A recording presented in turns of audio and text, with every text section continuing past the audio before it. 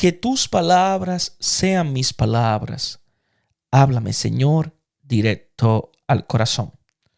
Hola mis hermanos, te habla tu hermano y amigo Drenny del Rosario, y en esta sección, un solo evangelio, vamos a leer el evangelio que corresponde al día de hoy, 7 de abril.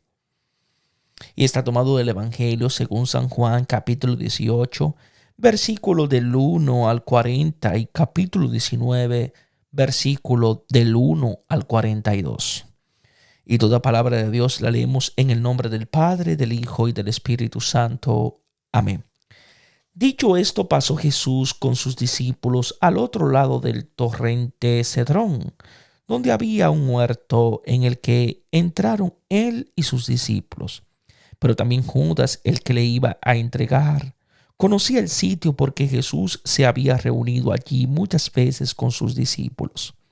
Judas pues se presentó allí con la cohorte y los guardias enviados por los sumos sacerdotes y fariseos, con linternas, antorchas y armas. Jesús, que sabía todo lo que le iba a suceder, se adelantó y les preguntó: ¿A quién buscáis? Le contestaron: a Jesús el Nazareno. Les dijo: yo soy. Judas, el que le entregaba, estaba también con ellos cuando les dijo: yo soy. Retrocedieron y cayeron en tierra. Les preguntó de nuevo: ¿a quién buscáis? Le contestaron: a Jesús el Nazareno. Les dijo Jesús: ya os he dicho que yo soy. Así que si me buscáis a mí, dejad marchar a estos. Así se cumpliría lo que había dicho: no he perdido ninguno de los que me has dado. Entonces Simón Pedro, que llevaba una espada, la sacó e hirió al siervo del sumo sacerdote y le cortó la oreja derecha. El siervo se llamaba Malco. Jesús dijo a Pedro: vuelve la espada a la vaina. ¿Es que no voy a beber la copa que me ha dado el Padre? Entonces la cohorte, el tribuno y los guardias de los judíos prendieron a Jesús, le ataron y lo condujeron primero a casa de Anás, pues era suegro de Caifás, el sumo sacerdote de aquel año. Caifás era el que había aconsejado a los judíos que convenía que muriera un solo hombre por el pueblo. Seguían a Jesús Simón Pedro y otro discípulo. Este discípulo, como era conocido del sumo sacerdote, entró con Jesús en el atrio del sumo sacerdote, mientras Pedro se quedaba fuera, junto a la puerta. Entonces salió el otro discípulo, el conocido del sumo sacerdote, habló a la portera e hizo pasar a Pedro. La muchacha portera dijo a Pedro: ¿no eres tú también de los discípulos de ese hombre? Respondió él: no lo soy. Los siervos y los guardias estaban calentándose en torno a unas brasas porque hacía frío. También Pedro estaba con ellos calentándose. El sumo sacerdote interrogó a Jesús sobre sus discípulos y su doctrina. Jesús les respondió: he hablado abiertamente ante todo el mundo. He enseñado siempre en la sinagoga y en el templo, donde se reúnen todos los judíos, y no he hablado nada a ocultas. ¿Por qué me preguntas? Pregunta a los que me han oído que les he hablado. Ellos saben lo que he dicho. Apenas dijo esto, uno de los guardias presentes dio una bofetada a Jesús diciendo: ¿así contestas al sumo sacerdote? Jesús le respondió: si he hablado mal, di lo que estás mal. Pero si he hablado bien, ¿por qué me pegas? Anás entonces le envió atado al sumo sacerdote Caifás. Estando allí Simón Pedro calentándose, le dijeron: ¿no eres tú también uno de sus discípulos? Y lo negó: no lo soy. Uno de los siervos del sumo sacerdote, pariente de aquel a quien Pedro había cortado la oreja, le dijo: ¿no te he visto yo en el huerto con él? Pedro volvió a negar y al instante cantó un gallo. De la casa de Caifás llevaron a Jesús al pretorio. Era de madrugada. Ellos no entraron en el pretorio para no contaminarse y poder así comer la Pascua. Salió entonces Pilato donde ellos y preguntó: ¿qué acusación traéis contra este hombre? Ellos le respondieron: si este no fuera un malhechor, no te lo habríamos entregado. Pilato replicó: haceos vosotros cargo de él y juzgadlo según vuestra ley. Los judíos contestaron: nosotros no podemos dar muerte a nadie.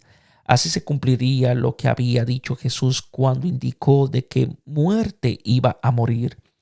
Entonces Pilato entró de nuevo al pretorio, llamó a Jesús y le preguntó: ¿Eres tú el rey de los judíos? Respondió Jesús: ¿Dices eso por tu cuenta o es que otros te lo han dicho de mí? Pilato contestó: ¿Acaso soy yo judío? Tu pueblo y los sumos sacerdotes te han entregado a mí. ¿Qué has hecho? Respondió Jesús: Mi reino no es de este mundo. Si mi reino fuese de este mundo, mi gente habría combatido para que no fuese entregado a los judíos. Pero mi reino no es de aquí. Entonces Pilato le dijo: ¿Luego tú eres rey? Respondió Jesús: Si como dices, soy rey. Yo para esto he nacido y para esto he venido al mundo, para dar testimonio de la verdad. Todo el que es de la verdad escucha mi voz. Pilato replicó: ¿Qué es la verdad? Y dicho esto, volvió a salir donde los judíos y les dijo: Yo no encuentro ningún delito en él, pero es costumbre entre vosotros que os ponga en libertad a uno por la Pascua. ¿Queréis pues que os ponga en libertad al rey de los judíos? Ellos respondieron a gritos: A ese no, a Barrabás. Barrabás era un bandido.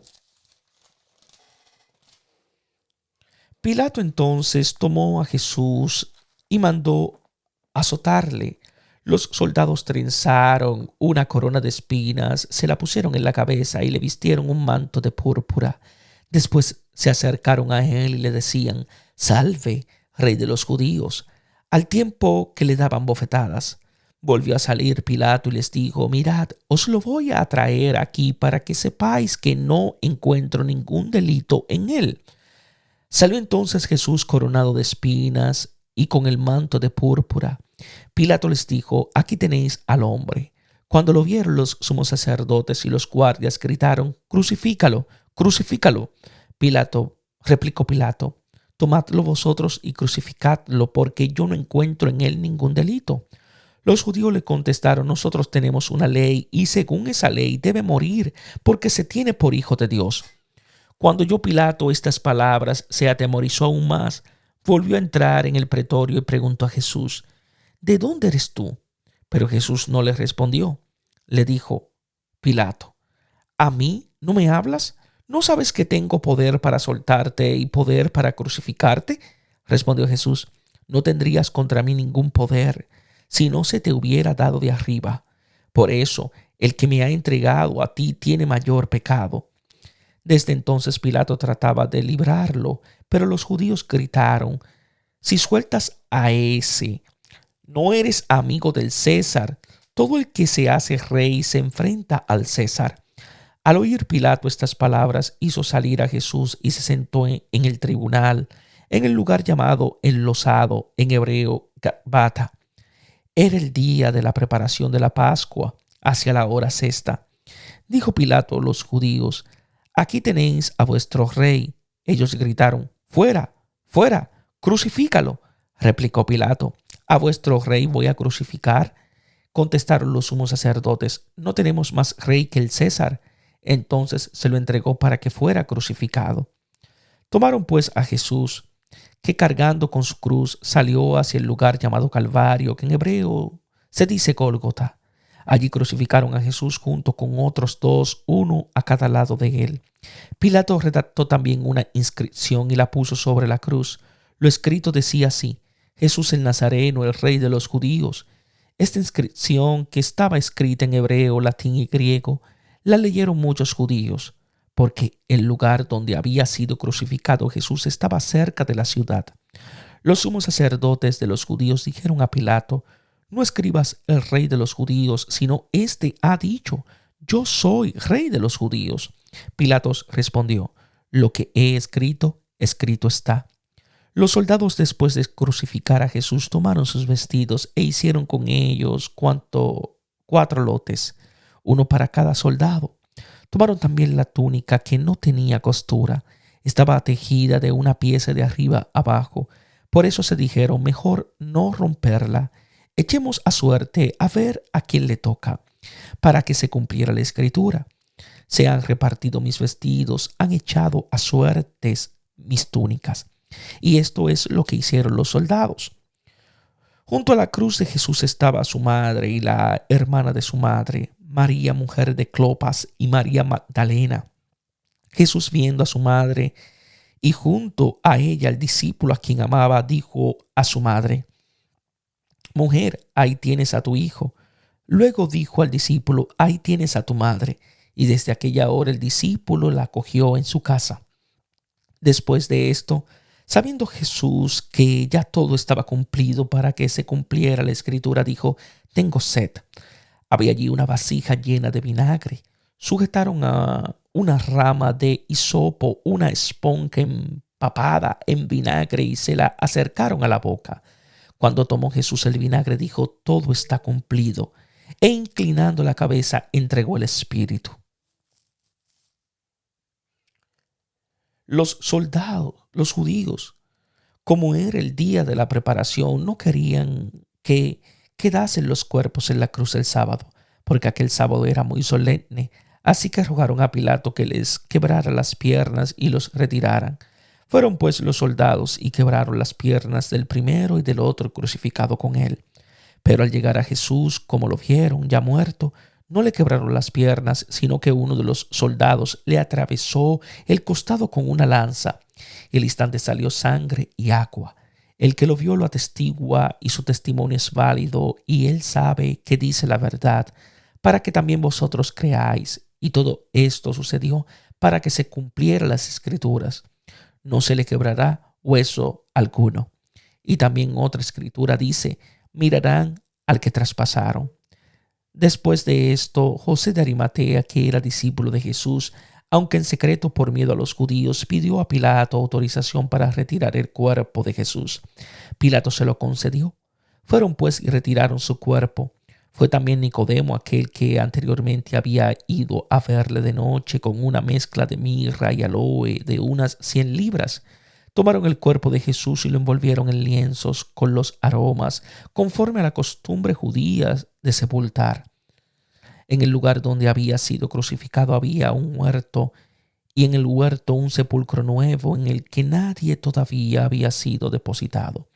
Allí pues pusieron a Jesús, porque era el día de la preparación de los judíos, y el sepulcro estaba cerca.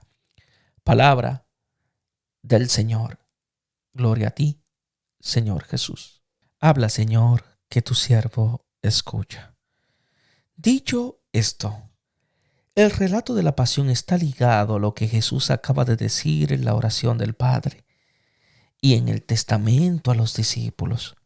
Lo que ha dicho sobre todo en los capítulos del 13 y 17 es la palabra de la cual brota la continuación del Evangelio que revela la gloria.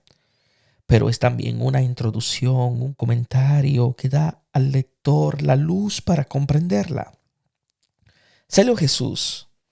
El verbo, cuando es aplicado a Jesús, indica su salida del Padre, que lo ha enviado para salvar el mundo. También Judas salió de noche. Ahora Jesús, luz del mundo, sale para entrar en la noche del mundo, donde encuentra a Judas y a sus hermanos. Sale para sumergirse en las tinieblas, en la muerte. Es la palabra creadora, salida de Dios, al cual no regresará sin haber realizado aquello para lo cual había sido enviada. Con sus discípulos. Los discípulos no están todavía con él, pero él ya está con ellos. Son los hermanos que el Padre le ha dado. Está con ellos en la ciudad para llevarlos consigo al jardín. Allí había estado Adán cuando estaba con Dios. Al otro lado del torrente Cedrón, Jesús sale y va más allá del torrente Cedrón, al igual que el rey David, que huye de quien trata de matarlo. Abandona la ciudad, volverá allí para ser proclamado y entronizado como rey por aquellos que quieren eliminarlo.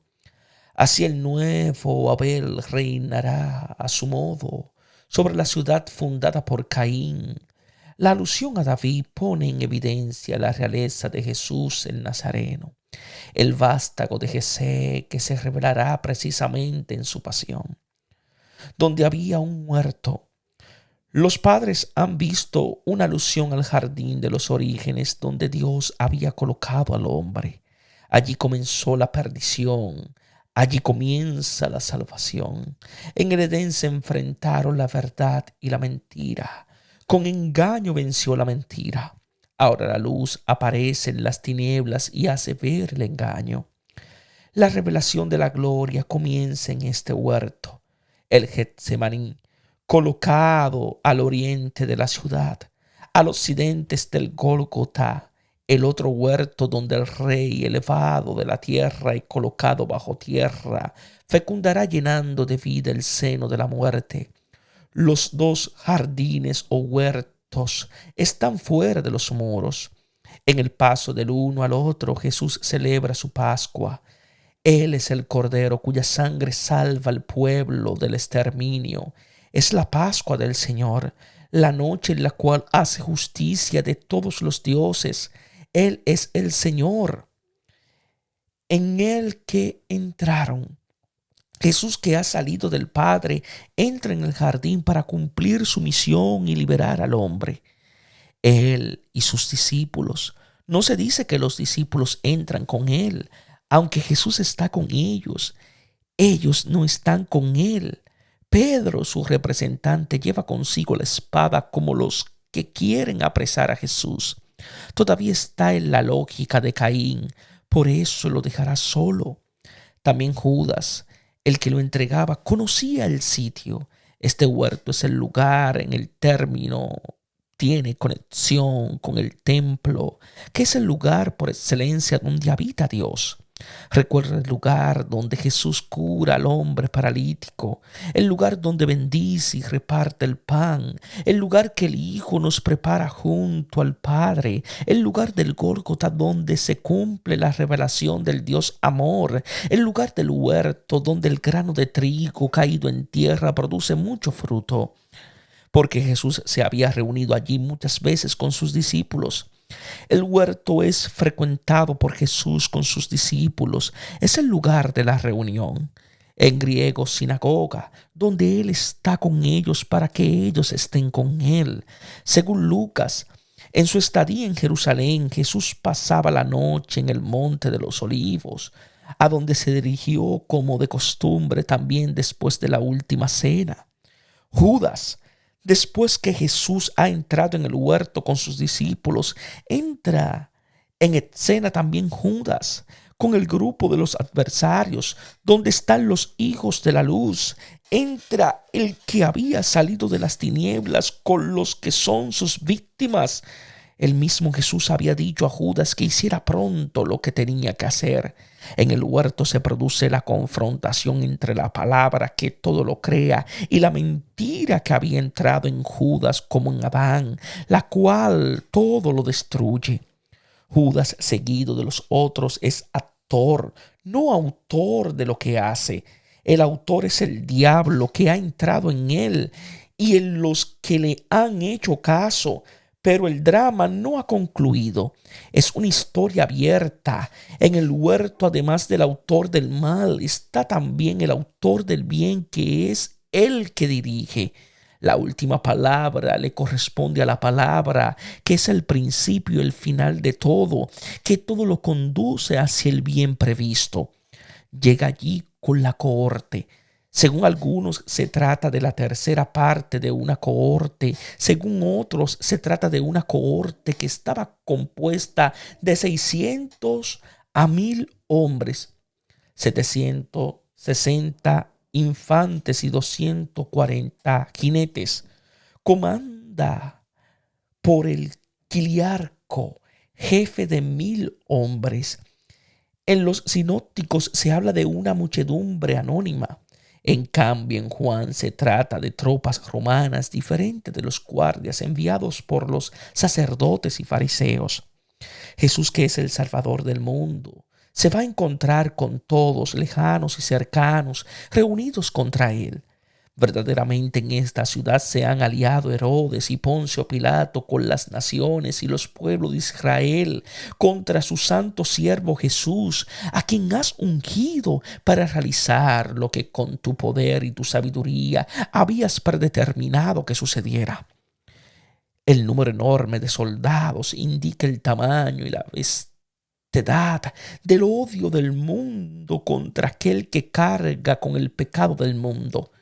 La violencia desmentida del mal evidencia la fuerza del amor y hace brillar la gloria. Al nombrar a los soldados al servicio del emperador del mundo, se subraya por contraste la realeza universal de Jesús el Nazareno. Él está afrontando al príncipe de este mundo que no tiene ningún poder sobre él. Ahora será echado fuera. Los guardias enviados por los sumos sacerdotes y fariseos. Los sumos sacerdotes y los fariseos envían junto con las tropas romanas unos guardias armados que eran los que custodiaban el templo. Llega allí donde se encuentra Adán, interviene la serpiente. Donde está Jesús con sus discípulos, allí se concentra el poder del mal, bajo la guía de Judas, en cuyo corazón ha entrado Satanás. Con linternas, antorchas y armas, en los otros evangelios vienen con espadas y palos para apresar al que había sido vendido por el dinero y había sido entregado con un beso. Dinero, espada, palos y copas, casa, intimidad, beso, son las cartas con las cuales el hombre desde siempre juega y se juega la vida. Son los medios con los cuales se apodera de todo y así escribe la historia monótona de prevaricaciones que los libros y las crónicas transmiten a la posterioridad. Juan, además de las armas que sirven para matar, nombra las linternas y las antorchas que sirven para alumbrar. Estas luces en la noche hacen ver lo que está en juego. La confrontación entre la luz y las tinieblas, la verdad y la mentira, el amor y el odio, la vida y la muerte sugieren también en forma visible de qué parte está la victoria. ¿Qué les puede suceder a las tinieblas si se apoderan de la luz del mundo? Jesús, que sabía todo lo que le iba a suceder, Jesús sabe lo que sucede, conoce muy bien el mal que está a punto de abatirse sobre él, conoce las resistencias de los hermanos al amor del Padre. Él, que en su encarnación ha salido del Padre, ahora en el huerto sale al encuentro de los hermanos inmersos en la noche. ¿A quiénes buscan? ¿Qué buscan? Es la primera palabra que Jesús dirige a los discípulos. Ya saben por indicación de Juan Bautista que Él es el Cordero de Dios. Quieren saber dónde vive para vivir con Él. Aquí, en cambio, la pregunta es ¿a quién buscan? La cuestión es la identidad de la persona. Será también la pregunta del resucitado a María Magdalena, que no reconoce en el hombre del huerto a aquel que había sido crucificado. Ninguna búsqueda es neutra, es movida por el odio, por el amor, y es para la muerte o para la vida. Le respondieron: a Jesús el Nazareno. La expresión Jesús el Nazareno aparecerá sobre la cruz con las especificaciones Rey de los judíos.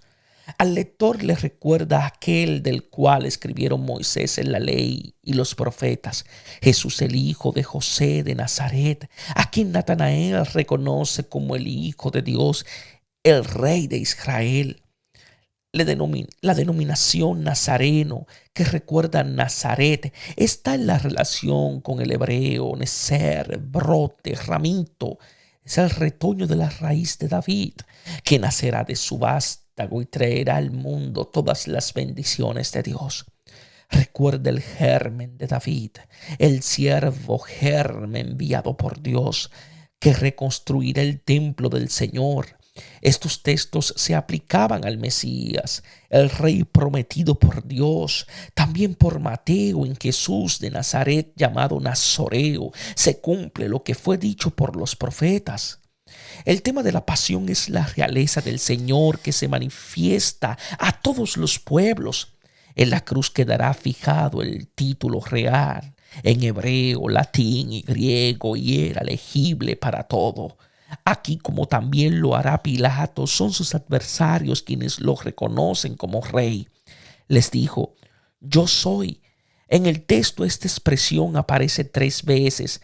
Aquí significa: yo soy Jesús el Nazareno a quien buscan. Y Jesús confirma su identidad como Nazareno, como rey de los judíos, pero también afirma que es rey de una manera nueva. Yo soy el mismo Señor que reina. La expresión recuerda su identidad divina. Antes de que Abraham existiera, yo soy. En los sinópticos Jesús proclama: yo soy. En el proceso ante el Sanedrín, la expresión hace eco a la revelación, el Señor liberador en el Éxodo. Yo soy, este es mi nombre, mi gloria a otros no cedo. Es el nombre del Señor que todos conoceremos, desde el más pequeño hasta el más grande, cuando Él nos haya perdonado. Así concluirá la alianza nueva y nos dará un corazón nuevo. Judas, el que lo entregó, estaba también con ellos. Judas no está al lado de Jesús, sino al lado de sus enemigos. Aparece por última vez en esta noche mientras escucha la revelación de yo soy. Después, deslumbrado por la luz, desaparece de la escena. Intencionalmente Juan ya no cuenta nada de él, a diferencia de Mateo. ¿Qué le ha sucedido a la tiniebla deslumbrada por la luz? Cuando les dijo: yo soy, retrocedieron y cayeron en tierra. Ante el Señor los enemigos retrocedieron y caen. Es un gesto de rendición y de adoración del enemigo ante el Hijo de Dios, como lo hacen los demonios en los otros evangelios. El príncipe de este mundo no tiene ningún poder sobre él. Jesús se entrega por su voluntad espontánea y de este modo lo expulsa del mundo. La cruz de Jesús no es el final de un criminal abandonado por Dios, es la revelación victoriosa de la gloria. Había estado velada en el primer huerto y en este se revela. El enemigo que había mentido retrocede y cae delante de él, vencido por la verdad. Les pregunta de nuevo: ¿a quién buscan? Jesús repite la pregunta y recibe la misma respuesta. La repetición quiere subrayar la identidad de Jesús como nazareno, poniendo de relieve su realeza. Esta se mostrará de un modo cada vez más pleno hasta su cumplimiento perfecto cuando sea entronizado y pronuncie en su juicio. Ya les he dicho que yo soy. Jesús recalca que Él es el Nazareno al decir yo soy. Es el Señor del universo, que todo lo crea y lo dispone según su voluntad de amor. Así que si me buscan a mí, dejen marchar a estos. Jesús es el buen pastor que expone, dispone y entrega su vida para salvar las ovejas de los lobos, de los ladrones y de los salteadores. Ordena que dejen que los discípulos se vayan. Lo mismo había dicho refiriéndose a Lázaro apenas salió del sepulcro. Déjenlo ir. Ir se indica en Juan el camino de Jesús hacia el Padre. Si ahora los discípulos fueran capturados a diferencia de él, no podrían irse. Todavía no están en condiciones de seguirlo. Lo seguirán después. Al igual que Pedro, no han comprendido la gloria del que lava los pies. Todavía están en la lógica del enemigo. Así se cumpliría lo que había dicho. En ese momento los discípulos, si lo hubieran seguido, se habrían despistado. ¿Cómo se verá a propósito de Pedro en el relato que sigue? En cambio, Jesús había dicho: la voluntad del que me envió es esta, que todo lo que me ha dado no lo pierda. Aquí el evangelista introduce un dicho de Jesús con la fórmula habitual con la que se cita la Sagrada Escritura. Sus palabras gozan de una autoridad divina. Él es la palabra. Simón Pedro, que llevaba una espada. Pedro no tiene la espada de doble filo que es la palabra de Dios. Tiene un instrumento de violencia como los enemigos de Jesús. Por eso lo negará. Él no acepta la gloria del Mesías crucificado, aunque lo haya reconocido como el Santo de Dios. La sacó. En griego tenemos el verbo erkio, que es el mismo que usa Jesús cuando dice: nadie puede venir a mí si el Padre que me envió no lo atrae. Y yo, cuando sea elevado de la tierra, traeré a todos hacia mí. Después de la Pascua, en lugar de la espada, Pedro sacará las redes llenas de peces. Hirió al siervo del sumo sacerdote. Se trata probablemente del prefecto de los guardias del templo, que, al igual que los sacerdotes, no debían tener defectos físicos. Entre estos se incluye también la oreja cortada, que vuelve deforme el rostro por defecto. Le cortó la oreja derecha.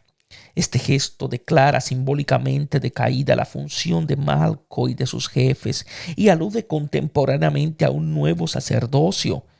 En la consagración del sacerdote se untaba su oreja derecha con la sangre del cordero. Más allá de los significados posibles, el gesto de Pedro muestra que él también usa la violencia, pero el mal no se vence de ese modo. No se puede hacer justicia con la violencia. Pedro, sin saberlo, está contra Jesús y pronto lo negará. Si Jesús dice: yo soy, Pedro dirá: no lo soy. Además, el oído es el órgano de la escucha. El gesto de Pedro es una profecía eterna. También sus sucesores, cuando codician el poder y ejercen la violencia, son como él. No aceptan al Mesías crucificado y, en lugar de llevar la palabra de salvación, eliminan la posibilidad de escucharla. El siervo se llamaba Malco. Malco tiene la misma raíz de Melech, que significa rey. Jesús dijo a Pedro: vuelve la espada a la vaina. Pedro, al usar la espada, quiere un mesianismo que se impone con la fuerza de las armas. Eso va contra la realeza de Jesús, el Hijo, que entrega su vida a los hermanos. Es para él piedra de escándalo, porque no piensa según Dios, sino según los hombres.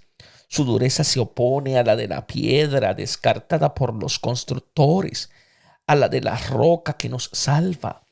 Jesús, desde el Jordán hasta el Calvario, considera como una tentación diabólica lo que nosotros consideramos como un medio oportuno o inclusive necesario para realizar nuestro deseo de hacer el bien.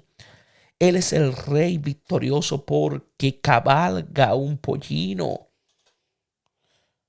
Así hace desaparecer los caballos y los carros de combate. Rompe el arco de guerra y lleva la paz de un mar a otro, de un confín de la tierra a otro. Mientras Pedro se deja vencer por el mal, Jesús vence el mal con el bien. Usar para un fin bueno lo que no es bueno es el peor mal. Es la perversión de lo mismo bueno. Eso sucede con frecuencia, incluso sistemáticamente, más de lo que se cree. Al que tiene muy buena voluntad, el enemigo le encerguece la inteligencia para que se dedique con rapidez y estúpidamente a obrar el mal que cree que es bien. El cáliz que me ha dado el Padre no lo voy a beber.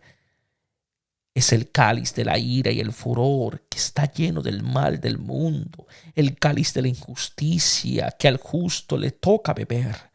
Si en los otros evangelios Jesús está angustiado y lucha cuando se trata de aceptar este cáliz, aquí el Cordero de Dios declara su disponibilidad a beberlo. Sin embargo, es el don que el Padre le ha dado junto con los hermanos que también le han dado. Beber este cáliz es el poder, la gloria del Hijo, que es la misma del Padre. Amar con un amor más fuerte que cualquier mal y que la misma muerte. Este es el mandato que el Hijo ha recibido. Lo cumplirá cuando, al tener sed, le darán de beber vinagre. Entonces la cohorte, el tribuno y los guardias de los judíos, en este caso se trata del manípulo, que es la tercera parte de la cohorte. El tribuno es el jefe de 1000 y tiene el mando de una cohorte o de una parte de esta. Los guardias de los judíos son los que protegen el templo. El jefe de este mundo está representado por los varios jefes y por sus acompañantes. El tribuno militar es llamado jefe de 1000, es sumo sacerdote, es el jefe de los sacerdotes. La palabra jefe en griego, arjón, recuerda la palabra principio, arge.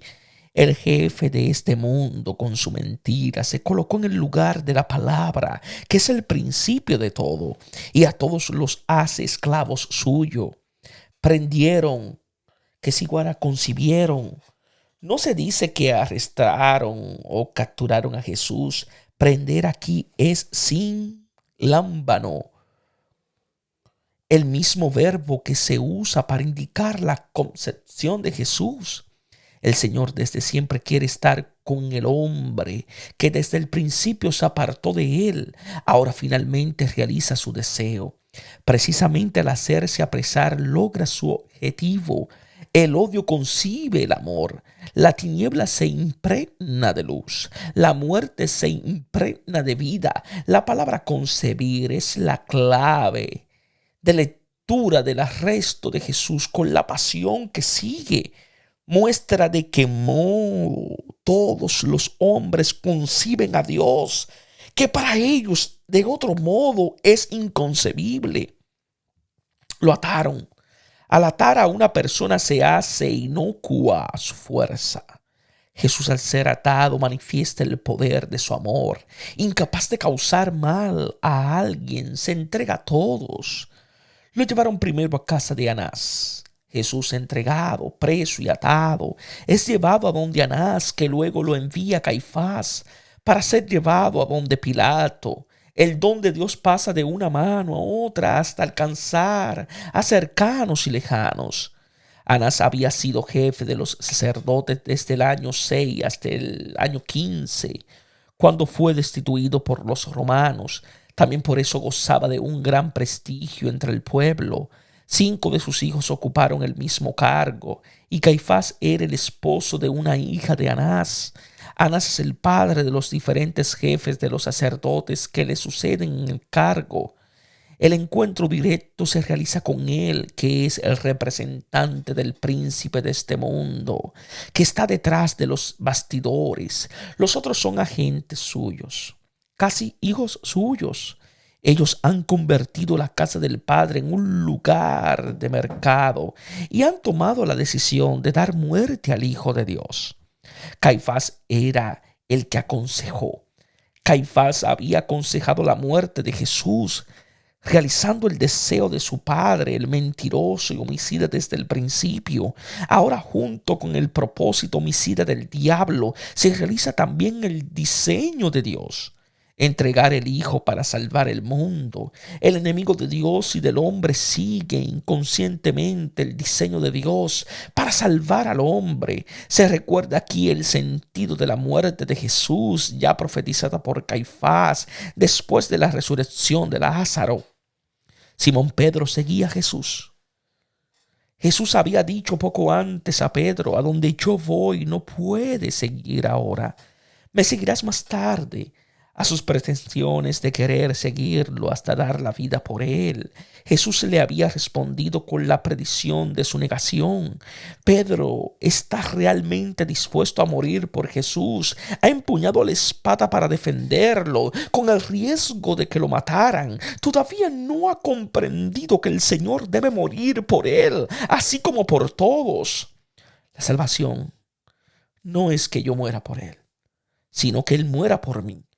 No tengo que ganarme su amor. Su amor hacia mí es incondicional y gratuito. El mío hacia él viene después como respuesta al suyo hacia mí. Pedro lo sigue para ver cómo van a terminar las cosas. Está allí por su iniciativa, para mostrarle su amistad a toda prueba. Pero todavía no es discípulo del Maestro, que lava los pies, del buen pastor que da su vida, del Hijo del Hombre levantado que se revela como el yo soy. Ama a Jesús, pero no puede seguirlo por su camino. Su modo de pensar y de obrar es mundano. Usa la violencia como los ladrones y los salteadores. Él también es víctima del engaño del padre de la mentira. Llegará a ser discípulo del Cordero solamente después de haber negado a aquel que no lo niega. Por eso, después de la enumeración de los enemigos, se habla también de Pedro. Se le nombra 8 veces, de las cuales 2 veces es mencionado como Simón Pedro. Con ese nombre aparece también en contexto donde se habla de Judas, que es hijo, qué casualidad, de Simón. Pedro tiene muchas cosas en común con Judas. Rehúsa que el Señor le lave los pies, así como rechaza su cruz. Por eso Jesús lo llama Satanás, como Judas. Aunque siga Jesús, todavía está bajo el influjo del príncipe de este mundo. Desea un Mesías poderoso como lo había sugerido Satanás en las tentaciones. Según el Jesús, debería ser precisamente lo que había rechazado como diabólico, vencer a los enemigos con sus mismas armas. Por eso ha sacado la espada y por eso lo negará. Pedro y Judas quieren las mismas cosas. La diferencia es que es emblemática. Está en el hecho de que Pedro, aunque no lo comprenda, ama a Jesús más de lo que ama las propias ideas acerca de él. Esto le permitirá comprender el amor que tiene hacia él, aquel Jesús, a quien ha negado. Comprenderá más tarde que Jesús ha muerto por él, que era su enemigo. Entonces llegará a ser como aquel otro discípulo que lo sigue de un modo muy diferente del suyo. Comprenderá por experiencia que nada nunca jamás podrá separarlo del amor de Dios. No de su amor a Dios, sino del amor de Dios a Él en Cristo Jesús, el cual lo ha amado y se ha entregado por Él. Ha venido al mundo para salvar a los pecadores, de los cuales Pedro también forma parte. Gracias a su caída, cuando se convierta, podrá confirmar a los hermanos en la fe. Sabrá que la fe es la certeza no de nuestra fidelidad al Señor, sino de la suya a nosotros. Otro discípulo. 6 veces el texto habla de discípulos. Además, tanto el interrogatorio de Jesús como el de Pedro se refieren a ser discípulos.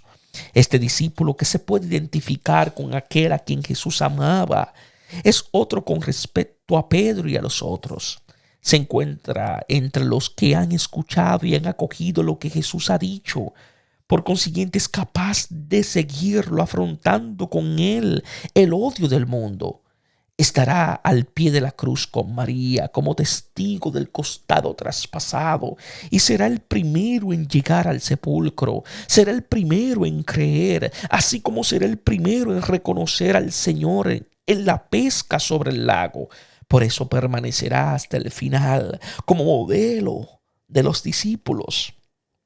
Representa a aquel discípulo en el que cada uno de nosotros estamos llamados a convertirnos, como tenemos conciencia del amor de Jesús y lo testimoniamos a todos.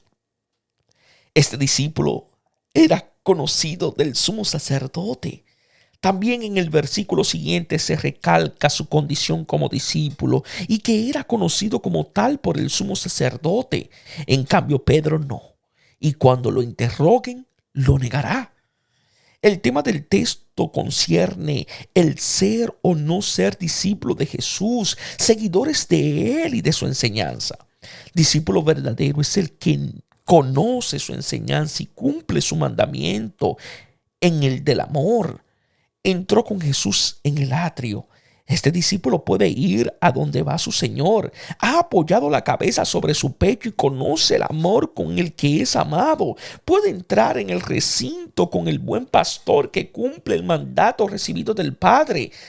Entregar la vida por sus ovejas y volver a tomarlas de nuevo. Muchas palabras de esta escena recuerdan las palabras del buen pastor. Entrar, atrio, recinto, puerta y portero. Este discípulo puede entrar y salir. Tiene la libertad de quien está con Jesús y sabe amar como es amado. Mientras Pedro se quedaba fuera, junto a la puerta. Pedro no está en condiciones de seguir al Señor. Está fuera de la puerta. Esta puerta es el mismo Jesús. El que entra a través de él será salvo. Salió el otro discípulo. En cambio, el otro discípulo entra con Jesús y sale luego hacia los hermanos. Sale para introducir también a Pedro por esa puerta, donde podrá ver el testimonio del Hijo. Allí conocerá la verdad acerca de sí mismo y acerca de él, y podrá al fin llegar a ser discípulo. Habló a la portera. En griego la misma palabra es tanto masculina como femenina. Recuerda al portero del recinto que abre al pastor porque los reconoce. Así abre también a aquellos que están con él, pero no a los extraños. Hizo pasar a Pedro. El otro discípulo introduce a Pedro en el lugar del testimonio. A él que lo niega, el buen pastor testimoniará la propia fidelidad más allá de cualquier infidelidad suya. La muchacha portera dice a Pedro: Pedro debe declararle a la portera su identidad. ¿Está con el pastor o con los ladrones y los salteadores? ¿No eres tú también de los discípulos de ese hombre? Se le pregunta a Pedro si también él, además del otro que lo ha introducido, es discípulo de ese hombre llamado Jesús. No lo soy. Si Jesús había contestado, yo soy, Pedro responde, no lo soy. Niega su identidad de discípulo. Parece que miente, en cambio afirma por vez primera la verdad. No es discípulo del Maestro y Señor que lava los pies. Según él, Jesús no debe hacer esto. Pedro, que aún no está iluminado, es ciego y no puede decir como él es ciego, yo soy. En lugar de yo dice no. Su yo no existe ya. Al no pertenecer a aquel que es, niega lo que es él mismo. Juan el Bautista, a la pregunta de si él era el Mesías, respondió: no lo soy. Y así dio testimonio a la luz, precisamente porque él no era la luz. También Pedro, gracias a su negación, llegará a ser como él, testigo de la luz que ha vencido su ceguera. El no soy es el único lugar donde el hombre puede acoger al yo soy. Los siervos y los guardias son esclavos que están al servicio del príncipe de este mundo. Tenían unas brasas encendidas. También Jesús resucitado tendrá unas brasas para ofrecer su alimento a los discípulos. Ahora lo está preparando en su carne y por la vida del mundo, devorada por el celo del Padre, quemada por el amor a los hermanos. La brasa apropiada para cocinar y calentar es persistencia de un fuego que no se ha extinguido, que dura más allá de la llama, porque hacía frío y se calentaba. Esta brasa existe a causa del frío. El frío recuerda el invierno en el cual quieren lapidar a Jesús, la noche en la cual Judas salió. El hielo y la tiniebla son tropas y son rotas por las brasas, colocada en el centro que los calienta a todos. También Pedro estaba con ellos. Pedro está allí de pie entre los adversarios de Jesús, como Judas cuando lo entregó. Aunque quiere seguirlo, no está con Jesús, sino con ellos sus enemigos. Más que lavar los pies, prefiere manejar espadas, calentándose. También Pedro se calienta junto a ese fuego que es amor que se ofrece a los amigos y a los enemigos. El sumo sacerdote interrogó a Jesús sobre sus discípulos y su doctrina. Comienza el interrogatorio de Anás. Pedro es interrogado por los siervos acerca de su condición como discípulo de Jesús, y Jesús es interrogado por el jefe acerca de sus discípulos y su enseñanza. No se formula ninguna acusación ni se presenta pruebas. Toda su vida pública ha sido una revelación. Lo conocen bien y ya han decidido darle muerte. Ante Anás no se realiza un proceso a Jesús, sino a los que lo han escuchado, inclusive Anás, para ver si son sus discípulos. Ya en ellos continúa su historia. La lucha contra él cuando se escribe el Evangelio se traslada a sus discípulos y a su doctrina.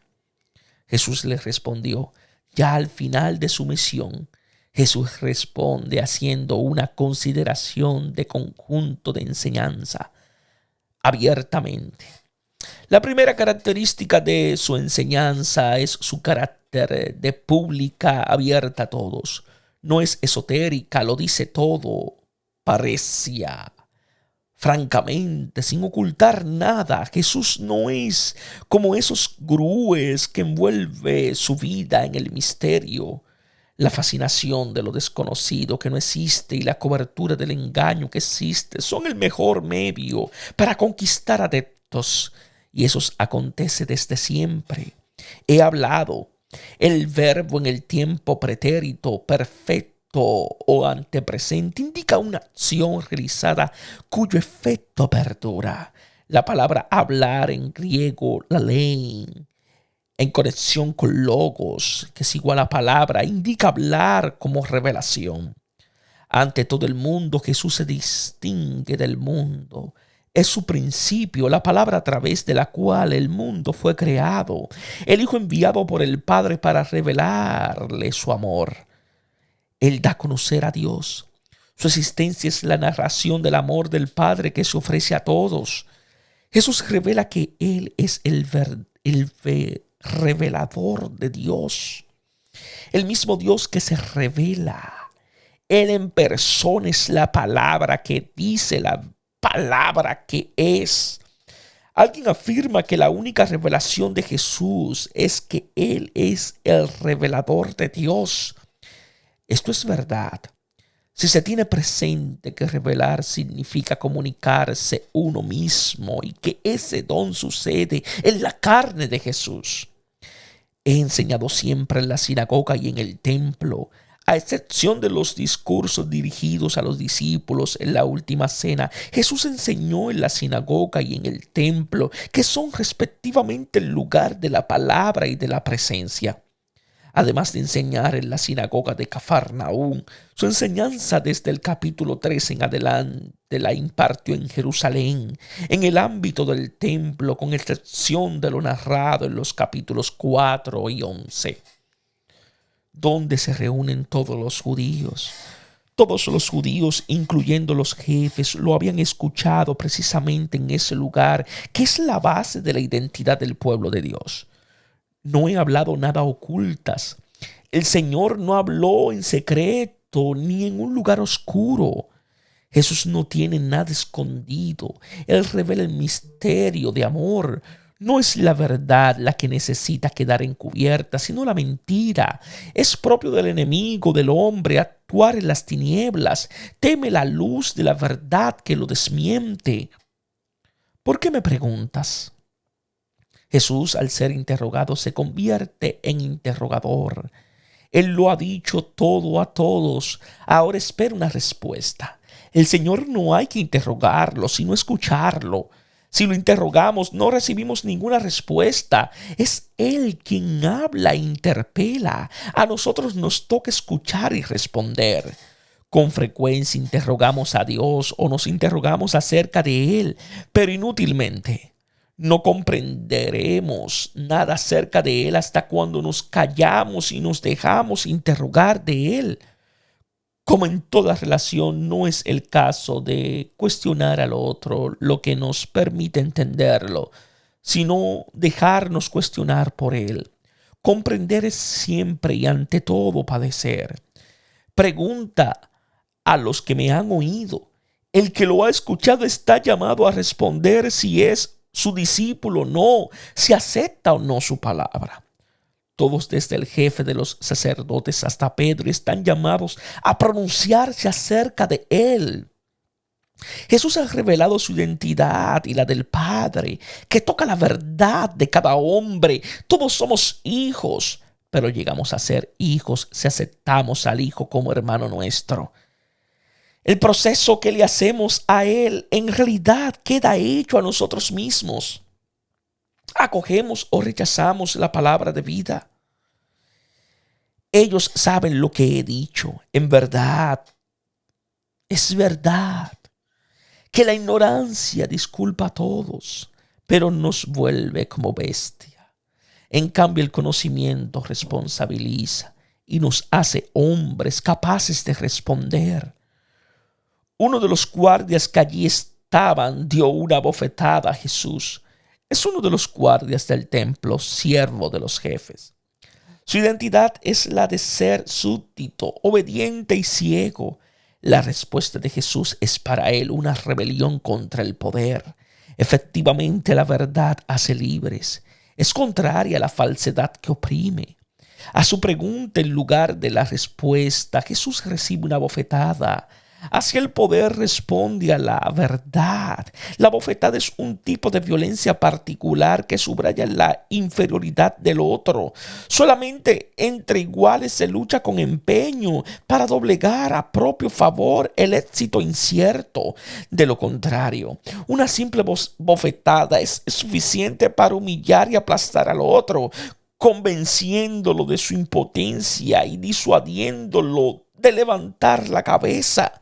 El ideal del poder es mostrarse tan fuerte que se tenga sometido al otro sin necesidad de medirse con él. En esa bofetada se puede leer el mal más profundo de la historia, el abuso del poder del que tiene una esclavitud a todos y se sirve de los esclavos para castigar al que está libre y para demostrar a todos que no vale la pena oponerse. Colocada en el centro del relato, esta bofetada corresponde a la negación de Pedro. También lo ha negado porque confió en la espada y no en la palabra.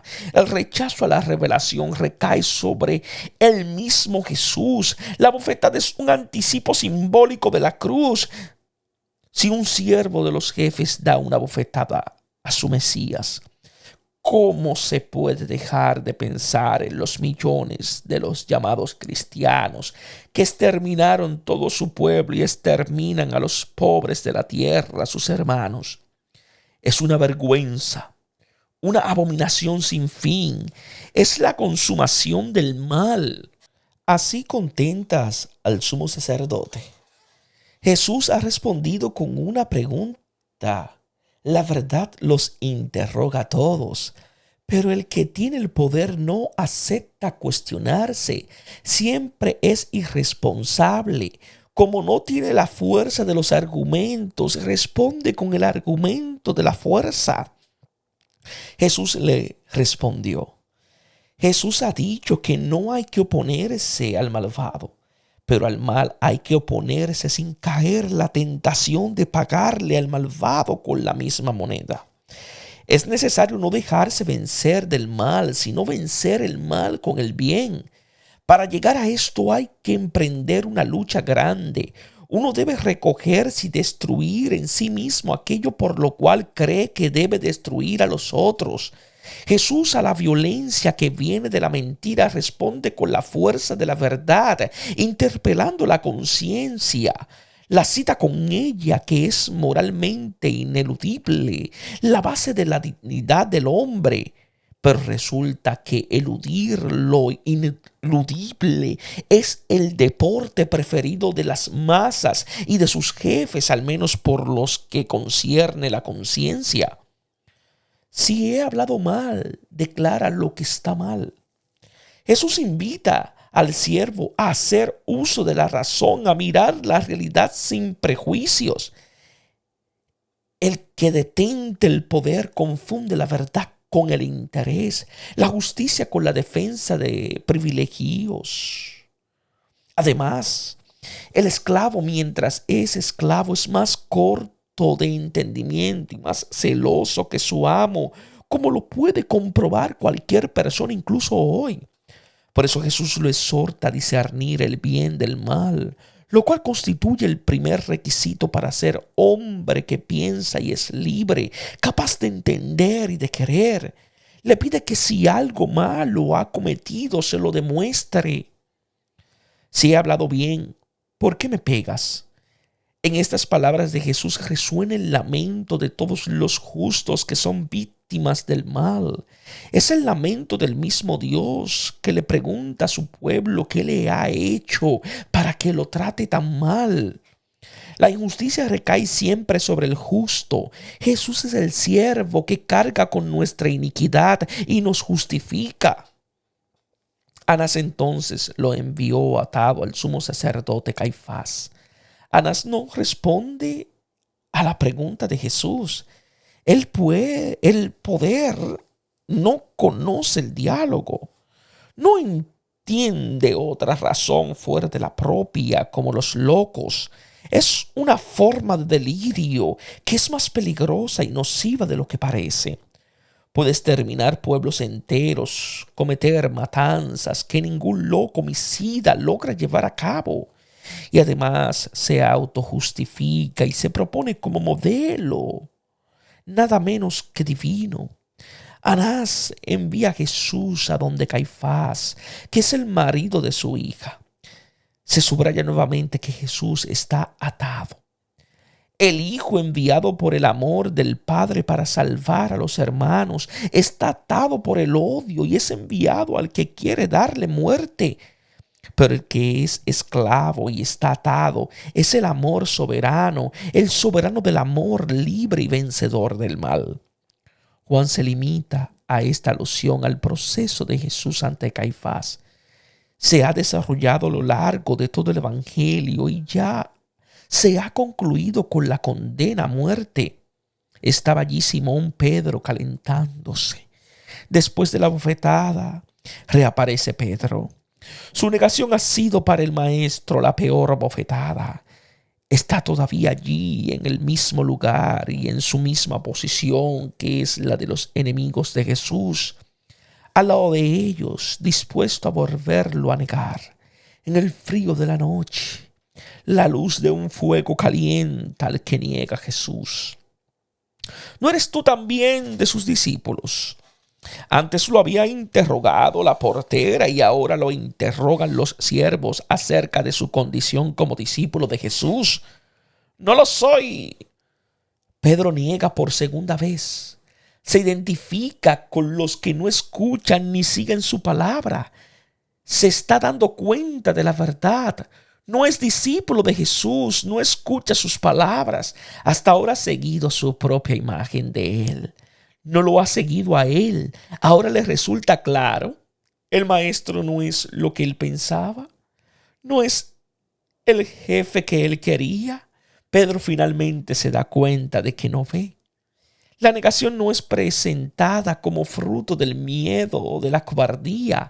Pedro ha desenvainado hace poco la espada para defenderlo, exponiendo por él su vida. Además, ha tenido la valentía de seguirlo y de entrar en el atrio para estar cerca de él. Ahora se da cuenta de que no está con Jesús, que es tan diferente de lo que él creía y deseaba. Pedro es como los otros. No acepta al Señor que lava los pies, al Hijo del Hombre levantado, al yo soy como crucificado.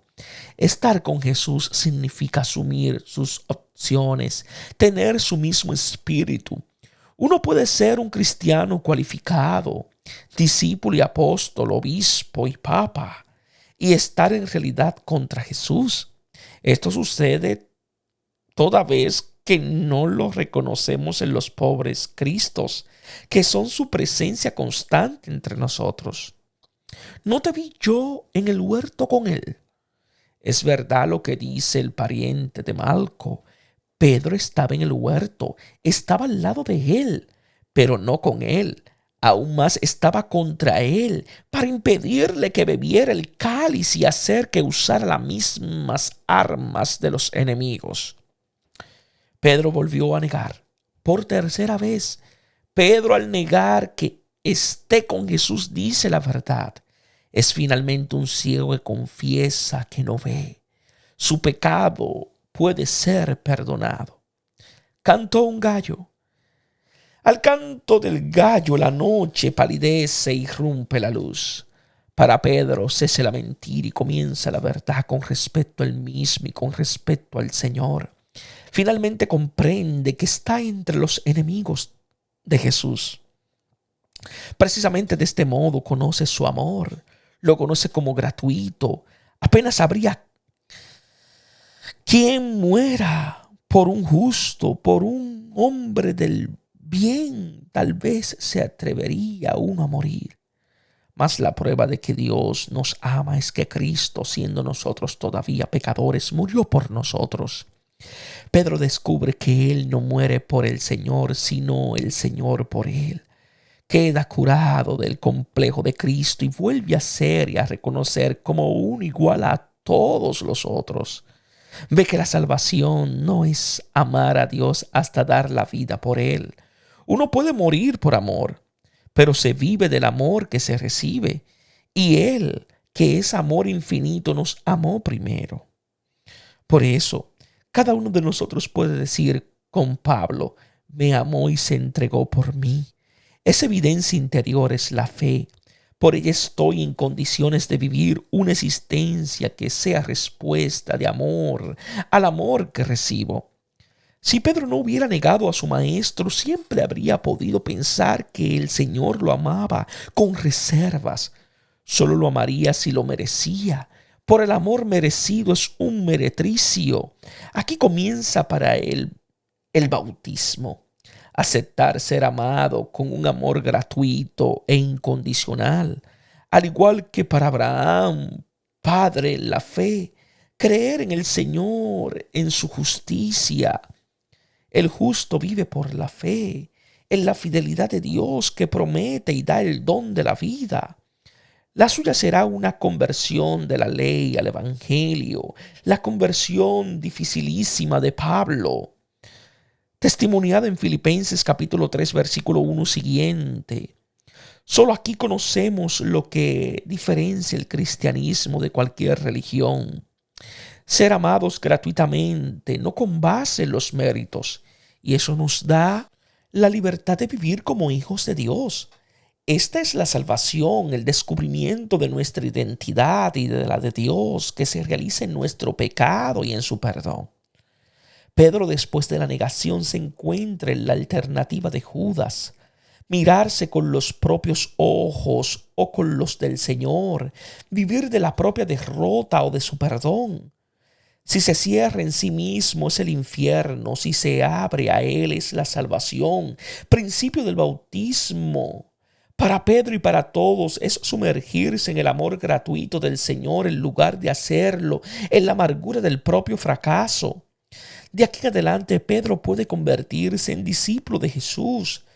Si hasta ahora se había seguido a sí mismo, ahora comprenderá que hay que seguirlo a él. Ha experimentado que el que se sigue a sí mismo como guía, sigue a un seductor. Juan omite el recuerdo de la perdición y del llanto. Refiere solamente la triple negación desde este punto. Pedro desaparece del relato de la pasión, pero está muy presente. Ahora la pasión se puede contemplar con su ojo. La escena tendrá su epílogo después de la resurrección con la triple pregunta de Jesús: ¿me amas? Entonces podrá seguirlo. Gracias a su negación habrá descubierto el amor con el cual es amado.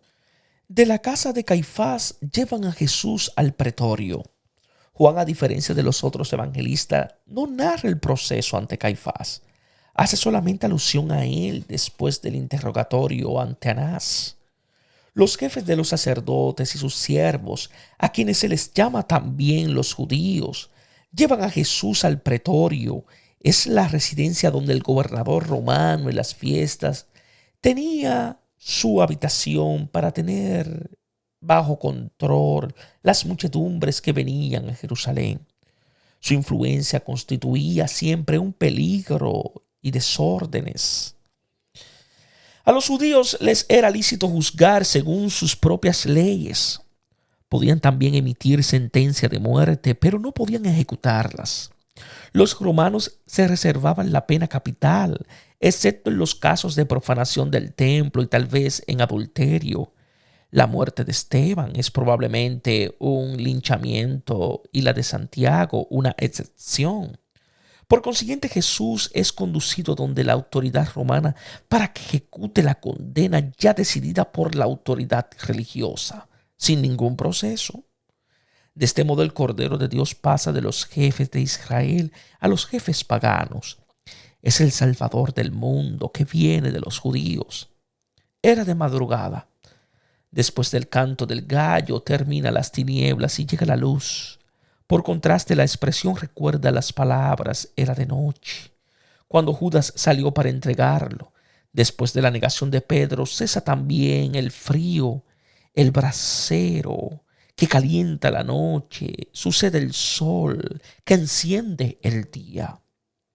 El proceso político de Jesús se desarrolla desde la mañana hasta la hora sexta, desde cuando el sol aparece en el horizonte hasta cuando está en el punto más alto del cielo. La luz que viene al mundo rompe las tinieblas y crece hasta alcanzar su fulgor pleno sobre la cruz. Aquí se manifiesta el Rey de la Gloria. Estamos en víspera del sábado, del sexto día, el de la creación del hombre. En la cruz quedará creado el hombre nuevo. Además, en la víspera de la Pascua, cuando inmola el Cordero. Era el momento de la aurora cuando Abraham se encaminó para el sacrificio del Hijo, que al tercer día fue salvado. A la misma hora tendría lugar el encuentro del resucitado con María junto al sepulcro y con los discípulos a orillas del mar. Ellos no entraron en el pretorio. Los jefes de los sacerdotes y los que estaban con ellos se quedan fuera del pretorio. Jesús entra para revelarse a los paganos. Saldrá de allí después de la coronación de espinas y al final para ser entronizado en la cruz. Pilato entra y sale del pretorio. Sus salidas y entradas separan las diferentes escenas. Dentro, fuera son dos palabras que no tienen tan solo un valor especial. Dentro está la revelación de Jesús a las gentes. Fuera la oposición del poder religioso. En el medio está Pilato, el poder político que está llamado a escoger entre la luz y las tinieblas, entre la verdad y la mentira, entre el rey y el salteador, entre la vida y la muerte. Su elección se da por descontada. Su poder lo ha convertido en su religión, así como los sacerdotes han convertido la religión en su poder. Por eso, aunque estén siempre en conflicto entre ellos, así sucede cuando se quieren las mismas cosas y se usan los mismos medios. Siempre van de acuerdo en dar muerte al inocente. La distinción entre la esfera religiosa y la política es fundamental para evitar fundamentalismos opuestos, religiosos o políticos. Además, es necesario para la libertad de la religión, que de lo contrario viene a depender del poder político y su justificación ideológica e instrumento de opresión. Pero es necesaria también para la política. Esta, si no quiere convertirse en una máquina antihumana que se administra a sí misma, debe encontrar fuera de sí la fuente de los valores y la instancia crítica de sus antivalores, para no contaminarse. Es la única vez que aparece esta palabra en los evangelios. Los jefes religiosos no quieren correr el riesgo de contraer impureza legal.